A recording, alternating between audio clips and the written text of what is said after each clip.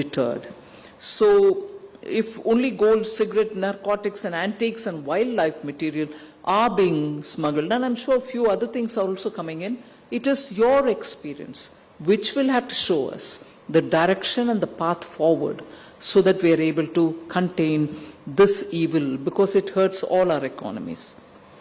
And ultimately, of course, information sharing on innovative thoughts, on legislations which have empowered authorities, and on procedures which have come in handy in being more effective will be useful.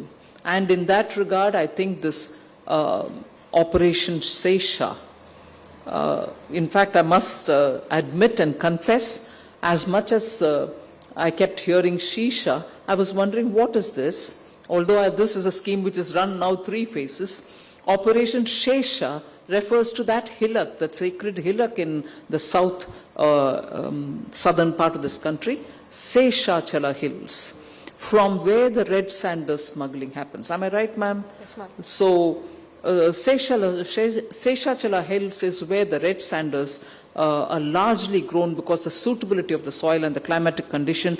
I belong to that area and I'm conscious of how much of redwood goes out of this red sanders, as they're called, goes out of this country, and how much it is sought after. That area also used to be known, and I'm sure it is still known, for growing good quality ebony, which are used in piano manufacturing and also some of the musical instruments manufacturing. These are very precious woods from that area. So I'm happy to launch Operation Sesha Phase 4, and you have shown some success in the earlier 1, 2 and 3 phases. But Operation Shesha should not just be only for red sanders or ebony if it is still relevant, but we should make sure the marine wealth that India has, but particularly in the southern Park Strait region, the rare sea cucumbers and many other lives from the sea, marine lives, will also have to be protected. I can list out a few more precious antiques. India's lost a lot of them. We find them all over the world when we go to the museums across the world. We need all of them to come back to their respective. So should the Egyptians be feeling about the antiques. So should the Romans be feeling about the antiques that they've lost.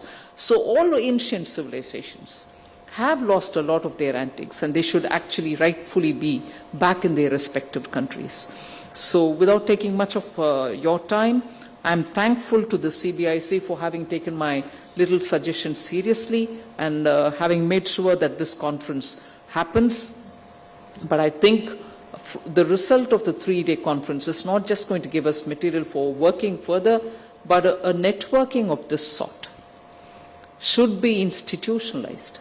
It should happen every year.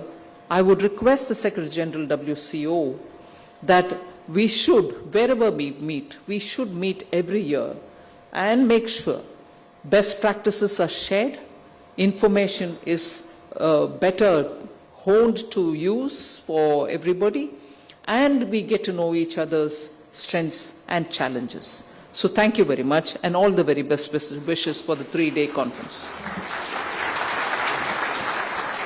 Thank you very much, ma'am. We are grateful for your guidance and constant encouragement and support. Thank you so much.